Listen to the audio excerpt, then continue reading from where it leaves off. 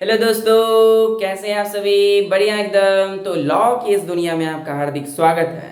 तो आज इस लेक्चर नंबर 7 में हम सभी देखने वाले हैं modern sources of Hindu law में प्रेसिडेंट एंड लेजिस्लेशन। पिछले लेक्चर में हम लोग ने देखा था equity, justice and good conscience. Equity जिसको हम लोग हिस्सेदारी कहते हैं, जस्टिस जो न्याय कहलाती है, और गुड कंसाइंस जो कि एक रूल्स एंड रेगुलेशन में अच्छा विवेक होना बहुत ही इंपॉर्टेंट है। ठीक है। तो और उसके बाद आज हम लोग देखने वाले हैं प्रेसिडेंट। प्रेसिडेंट मीन्स क्या होती है?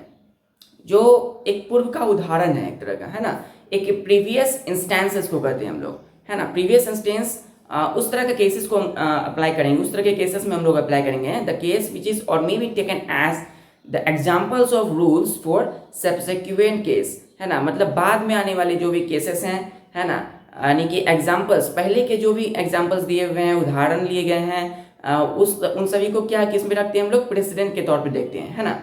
दूसरा है हम लोगों का लेजिस्लेशन, जो लेजिस्लेटिव बॉडी जो कि कानून बनाने की काम करती है, कानून विधि व्यवस्था बनाती है, उसे हम लेजिस्लेशन कहते हैं। तो चलिए आइए हम लोग देखते हैं, पढ़ाई करते हैं। Modern sources of Hindu law.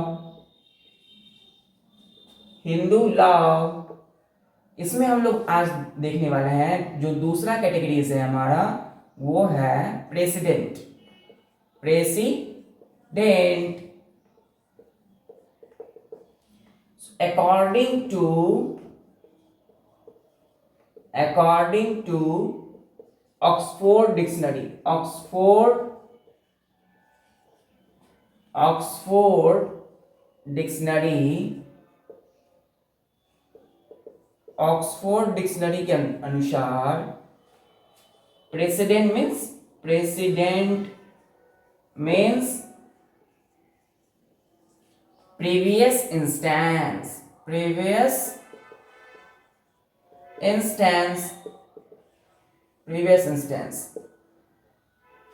or we can say precedent, the case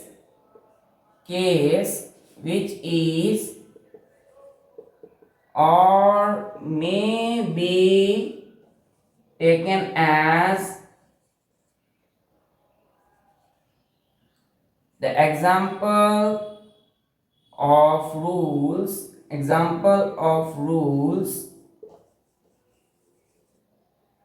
for subsequent cases, case. देखिए, तो यहाँ क्या कह रही है कि प्रेसिडेंट मीन्स क्या होती है? प्रेसिडेंट मीन्स होती है अकॉर्डिंग टू ऑक्सफोर्ड डिक्शनरी के अनुसार प्रेसिडेंट का एक्चुअल मीनिंग्स क्या है? प्रीवियस मीन्स पहले, इंस्टेंस जो उदाहरण जिसको कहते हैं हम लोग, एग्जाम्पल। तो प्रीवियस इंस्टेंस होती है प्रेसिडेंट मीन्स। फिर है हमारा केस, तो इसको हम लोग कैसे डिफाइन कर सकते हैं? The case which is or may be taken as the examples of rules for subsequent case जिसको हम कहते हैं बाद में आने वाले जो भी केसेस हैं, है ना। तो लगातार एक सीरीज बाय सीरीज, जैसे कि 1 के बाद 2, 2 के बाद 3, 3 के बाद 4, 4 के बाद 6, 4 के बाद 5, 5 के बाद 6। तो ये जो है एक सब्सिक्वेंट डिजिट चल रही है, 1 के बाद 2, 2 के बाद 3, 3 के बाद 4। तो ये जो एक सब्सिक्वेंट सीरीज है, तो यदि कोई एक केस है, सपोज एक केस है, एक के पास दूसरा जो केस आने वाला है, उसमें जो भी नियम के उदाहरण लिए जाएंगे, उस तरह के केसेस में उसको हम प्रेसिडेंट कहते हैं। जो उस तरह के, यानी कि पहले सपोज कोई केस आया, कोई मामला आया, जिसमें क्या है कि पहले कोई भी उदाहरण है उसको अगर पेश की जाती है किसी भी केसेस में, कोई अगर प्रेजेंट में कोई केस हुआ है, कोई मैटर है, अगर उस मैटर केस में अगर पहले कोई उदाहरण पेश किए गए उदाहरण का अगर यूज करेंगे, उसको हम क्या कहते हैं? उसको हम कहते हैं प्रेसिडेंट। क्या कहते हैं? प्रीवियस इंस्टेंस कहते हैं। चलिए,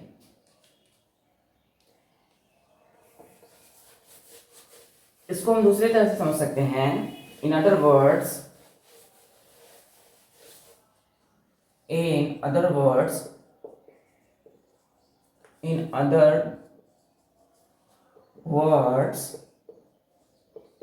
if previous decision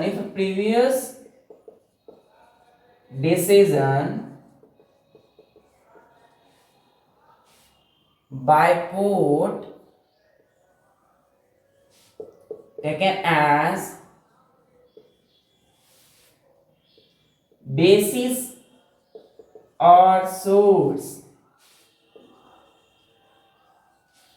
for subsequent case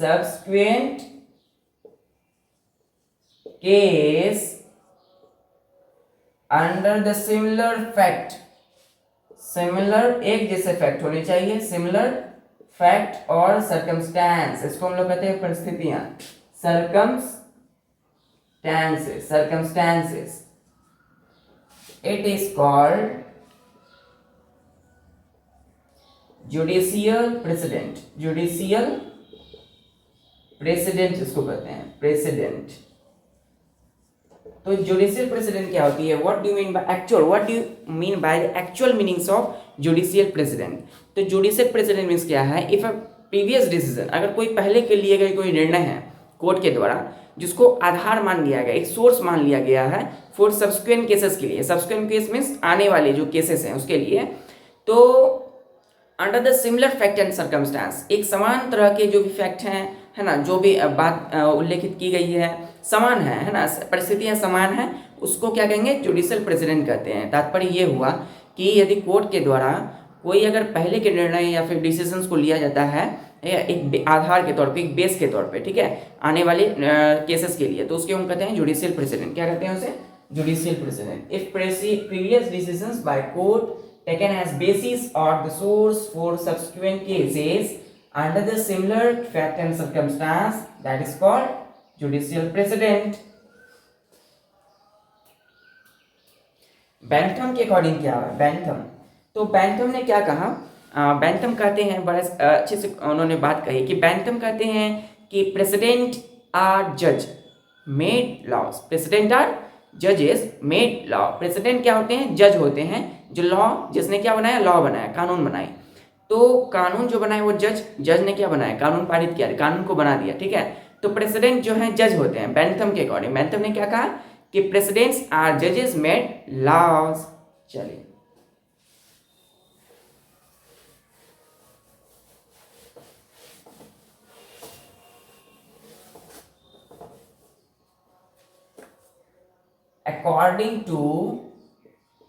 according to Bentham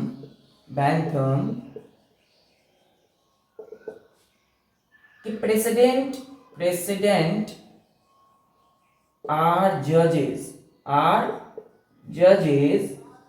made law। क्या होते हैं? तो प्रेसिडेंट्स, इन्होंने कहा कि प्रेसिडेंट जो है वो जज होते हैं, न्यायाधीश होते हैं, जो जिसने क्या किया? जो बनाते हैं लॉ, कानून बनाते हैं, जो है ना, मेड लॉज, जो कानून बनाते हैं उसे हम कहते हैं प्रेसिडेंट्स, अकॉर्डिंग टू बैंथम, है ना। ये न्यायमूर्ति थे, न्याय विधिवेता थे, न्याय के जानकार थे, इनको हम बैंथम कहते हैं। चलिए फिर हमारा है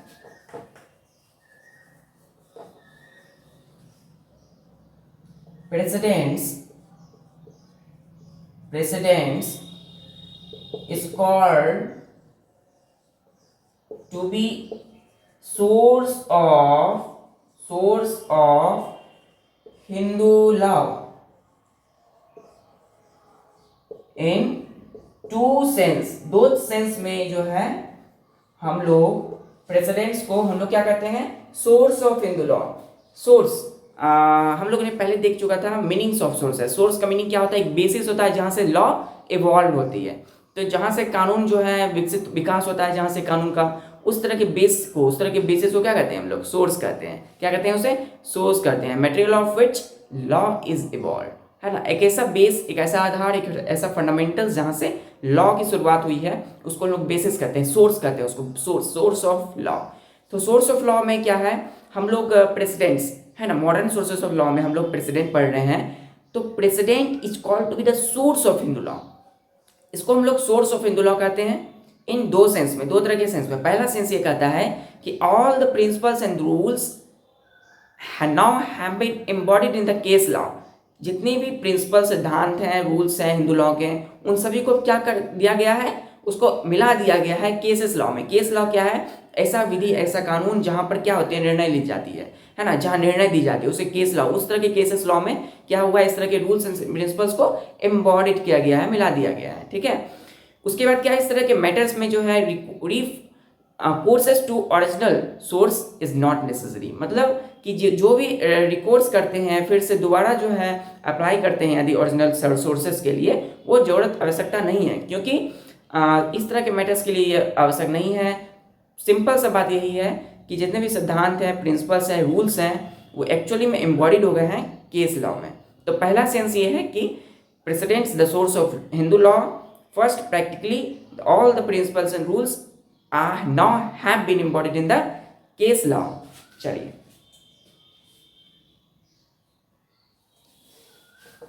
तो हमारा जो पहला सेंस है, जिसको जिस तरह से हम लोग जो है कह सकते हैं कि जो प्रेसिडेंट है वो सोर्स है हिंदू लॉ की, वो पहला है हमारा। फर्स्ट, प्रैक्टिकली हम लोग कह सकते हैं, practically all the principles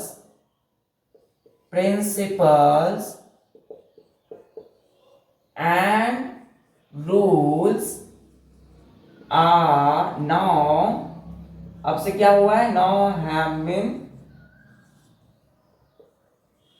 embodied in case law। तो केस लॉ में क्या हुआ है, इसको एम्बॉडिड कर दिया गया है केस लॉ। केस लॉ क्या होती है, इस तरह को हम कहते हैं क्या, कि निर्णय देने वाली जो विधि, ऐसा केस, ऐसी विधि जहां पर निर्णय दी जाती है। तो उस तरह के केस लॉ में क्या किया गया है, जो प्रिंसिपल्स हैं और जो रूल्स हैं उसको एम्बॉडिड किया गया है, मिला दिया गया है। तो ये प्रैक्टिकली हम कह सकते हैं कि president is the source of Hindu law. दूसरा है कि references leading to decision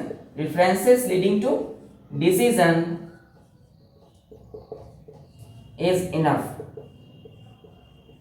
तो जो भी डिसीजन लेने के लिए लेने की ओर अगर अग्रसर करती है कोई भी रेफरेंस, किसी तरह के कोई तत्व हैं, है ना, कोई फैक्ट्स मिल गया, सपोज कोई केस के लिए, सपोज अगर कोई केस है और उसके उस उपलक्ष्य में यदि उसके एविडेंस मिल गए हैं, है ना, ताकि वो केस आगे बढ़े, केस आगे सॉल्व हो जाए, तो उस तरह के रेफरेंस में यदि अगर निर्णय दी जाती है तो वो इनफ हो जाती है, ठीक है। और हम कह सकते हैं कि मैटर्स में क्या होता है कभी कभी कि recourse to source, original sources में वो जोड़े नहीं होती है, तो उसमें रेफरेंस टू लीडिंग डिसीजन क्या होती है, इनफ हो जाती है ना।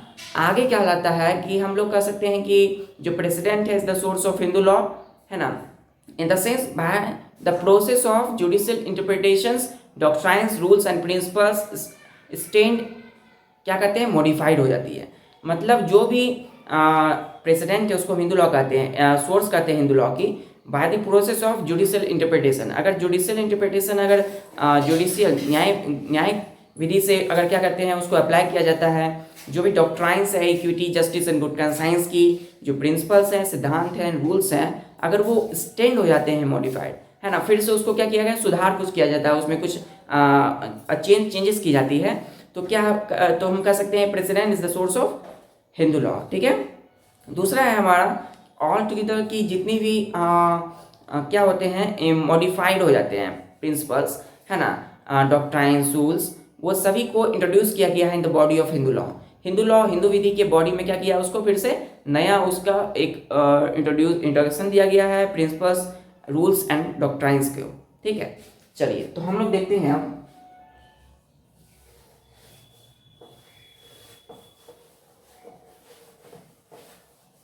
चलिए तो अब हम लोग देखने वाले हैं कि president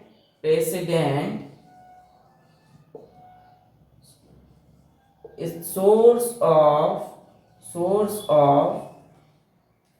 Hindu law in sense that by the process of judicial interpretation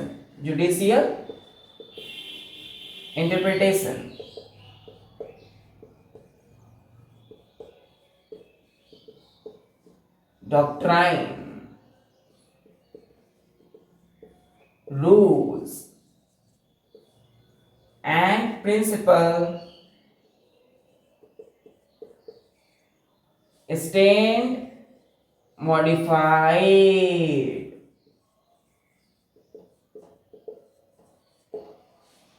तो प्रेसिडेंट जो है जिसको हम लोग कहते हैं प्रीवियस इंस्टेंस, पूर्व उदाहरण जिसको कहते हैं, पहले के दिए हुए जो उदाहरण है उसको हम कहते हैं प्रेसिडेंट, है ना। The source of Hindu law, एक तरह के हिंदू लॉ की सोर्स है ना, उसके सेंस में कि bye the process of judicial interpretation.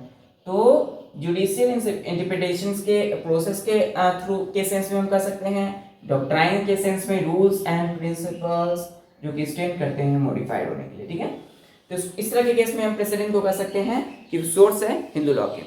फिर for this principles doctrines and rules the source of authority is precedent. क्या है कि for these principles, doctrine, rules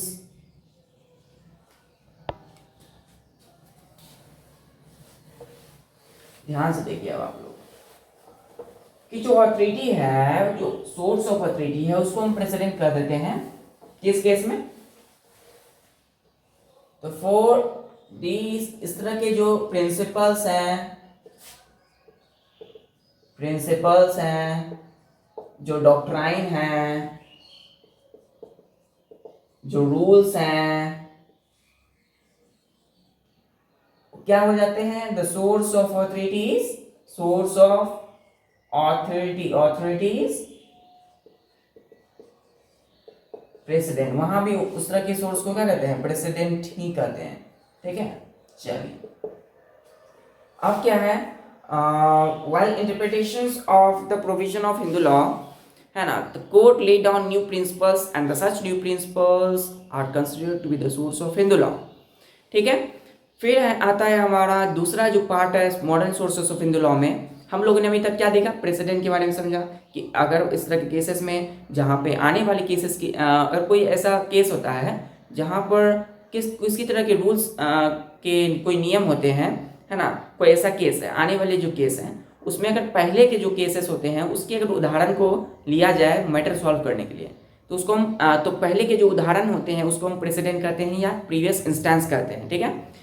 उससे मिलता जुलता हो सकता हो केस, पहले के जो केसेस है इसलिए उससे उदाहरण लिया गया हो। अब आता है हमारा modern sources of Hindu law में लेजिस्लेशन। दूसरी जो बॉडी है हमारी वो लेजिस्लेशन है। हम लोग जानते हैं three pillars of our democracy. ये थ्री पिलर्स क्या है हमारे डेमोक्रेसी के, पहला आता है हमारा लेजिस्लेशन, दूसरा क्या है, दूसरा आता है एग्जीक्यूटिव, तीसरा आता है हमारा जुडिशरी, है ना। तो ये पहला आता है लेजिस्लेशन। तो the word legislation is drive from the Greek Latin word, not Greek word, it's a Latin word. इसका नाम होता है, इसको कहते हैं legislatum, which means law making power. चलिए, there are three pillars of our democracy. The first is, इसमें से जो तीसरा modern sources of Hindu law में वो है लेजिस्लेशन।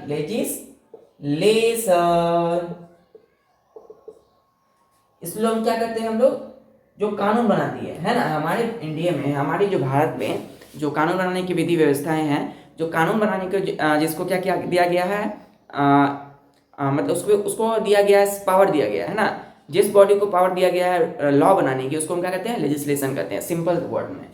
और the word legislation is derived from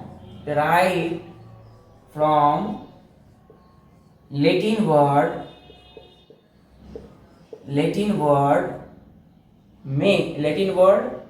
legislatum means, meaning क्या होती है, लॉ मेकिंग पावर। चलिए, तो यहाँ समझते हैं हम लोग द वर्ड, जो ये वर्ड लेजिस्लेशन जो वर्ड है is drive from the Latin word है ना, इसको कहते हैं लेजिस्लेटम। क्या कहते हैं? लेजिस्लेटम करते हैं। इसका मीनिंग होता है, इसका मीनिंग क्या है? इसका अर्थ होता है लॉ मेकिंग पावर, है ना, यानी कि कानून बनाने का जो पावर होता है उसे हम लेजिस्लेटम कहते हैं, और जो वर्ड है वो है लेजिस्लेशन कहलाता है। ठीक है, so now how can we define the legislation, है ना, अकॉर्डिंग टू सेलमेंट। सेलमेंट जो है, जो विधिवेता है, न्याय की जानकार है, तो सेलमेंट कहते हैं कि लेजिस्लेशन इज द सोर्स, है, legislation is the source of law which consist in the declaration of legal rules by a competent authority, by a competent authority। चलिए,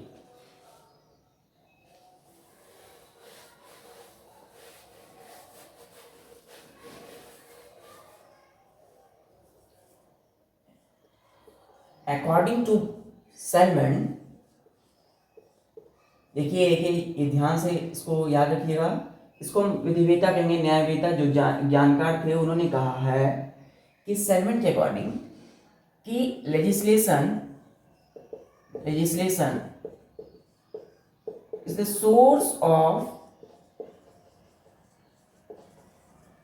law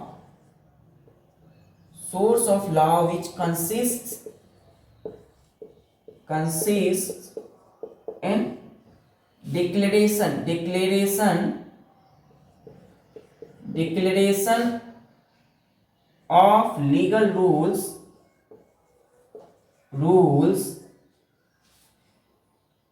declaration of legal rules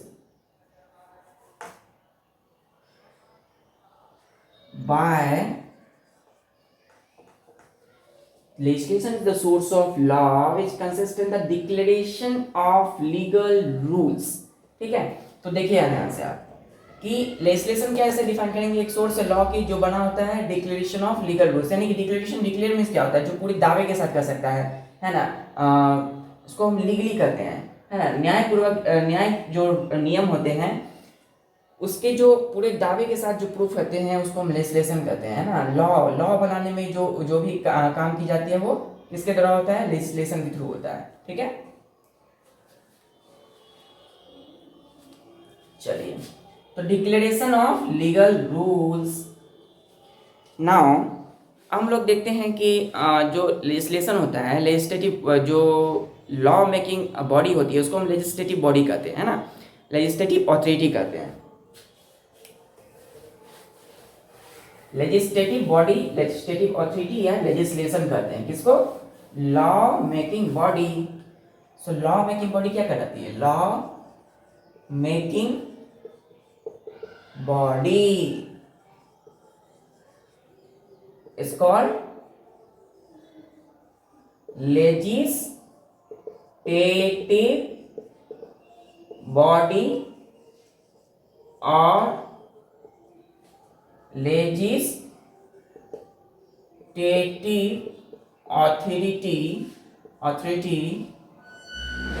authority और legislature. चलिए, तो जो law making जो body है ना, कानून बनाने की जो बॉडी होती है उसको हम तीन नाम दिए गए हैं। पहला है लेजिस्लेटिव बॉडी, दूसरा है लेजिस्लेटिव अथॉरिटी, तीसरा है लेजिस्लेचर। ठीक है, चलिए, ड्यूरिंग द ब्रिटिश पीरियड, अब हम लोग आते हैं कुछ नए कंसेप्ट में। ठीक है, तो ब्रिटिश पीरियड के दौरान क्या हुआ? Many changes were made and incorporate in the Hindu law. Hindu विधि में क्या हुई? बहुत सारी चेंज, बहुत सारी बदलाव जो हुई, है ना, हिंदू लॉ में थ्रू सर्टेन लेजिस्लेशन के थ्रू, है ना, through certain legislation. Legislative changes modification till August 1947, है ना, आर नॉट इनसिग्निफिकेंट। वो ज़्यादा ही महत्वपूर्ण भी, वो मतलब उसको हम कह सकते हैं उसमें कुछ ना कुछ महत्व थे उसमें, है ना। तो क्या हुआ? During the British period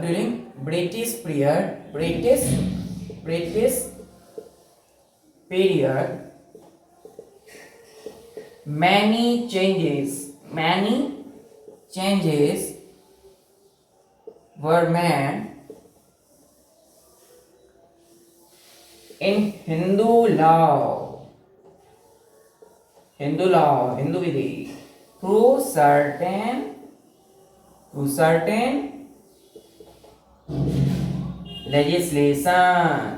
legislation.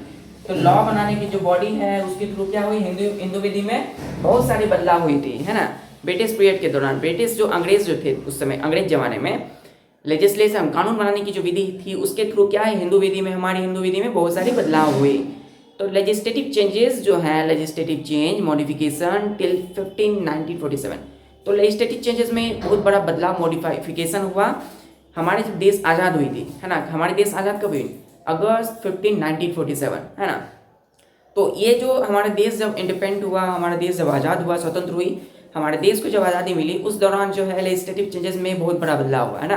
तो लेजिस्लेशन जो में बहुत सारा बदलाव हुआ, लॉ जो बनाने की जो पावर विधि है उसमें उसने बहुत सारे बदलाव किए, है ना, जो कि बहुत ही अपने आप में बहुत ज़्यादा महत्व रखता है, ठीक है। फिर आता है हमारा some of the statutes which have the effective modification. Some of the statutes which have effected modification now effective modification principles and rules। जो स्टैट्यूट्स हैं इसको हम कानून कहते हैं, इसको हम विधि कहते हैं, लॉ का ही दूसरा नाम है स्टैट्यूट्स, है ना। इसमें इफेक्टेड मॉडिफिकेशन थी, ठीक है। फिर क्या है कि the earliest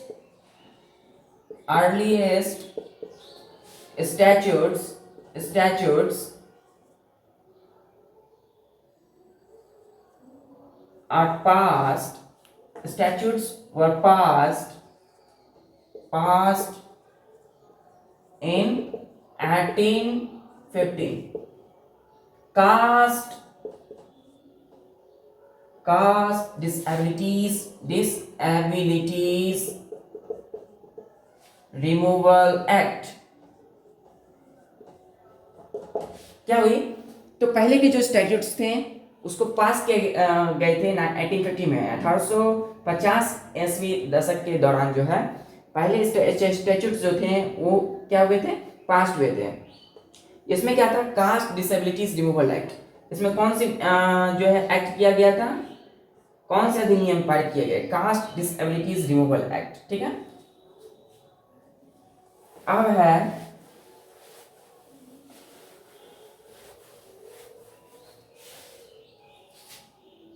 some of the Hindu widows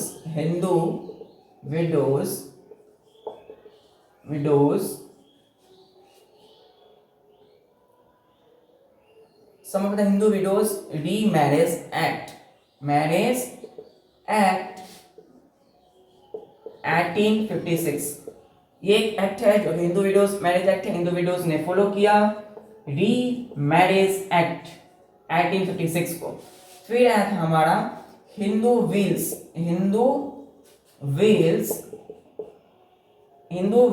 act 1870। फिर हमारा Hindu women's right to property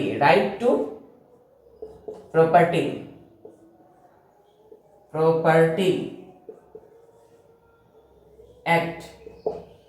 और हमारा हिंदू मैरिज वैलिडिटी एक्ट 1949, ठीक है। कुछ एक्ट हैं, कुछ अधिनियम दिए गए हैं, इसको हम लोग फिर आगे अच्छे से देखेंगे। तो आज के लिए बस इतना ही। इस तरह से पढ़ाई करते रहिए। All the very best.